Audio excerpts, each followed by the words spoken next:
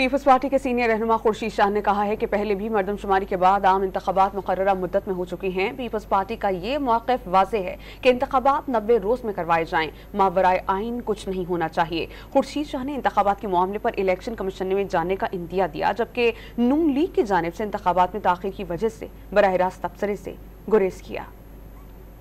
हुआ है 2002 में भी हुआ है, 2008 में 13 में भी मरदमशुमारी भी हुई और अपना डिलिमिटेशन भी हुई और इलेक्शन भी हुई 2 महीने में। अब 3 महीने हैं, ये हो सकता है, ये कोई ऐसी बड़ी बात नहीं है, ये नहीं हो सकता भी होता है। मगर वो ताखिर क्यों चाहती है क्या नहीं, मैं इसका तबसरा कोई नहीं करूंगा।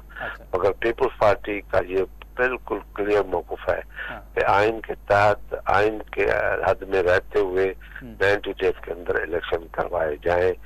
आइन मारवाए आइन नहीं होना चाहिए। कल या परसों इलेक्शन कमीशन के साथ ये मीटिंग होगी और उसमें भी हम उनको कहेंगे कि आइन के तहत 90 डेज के अंदर होने चाहिए।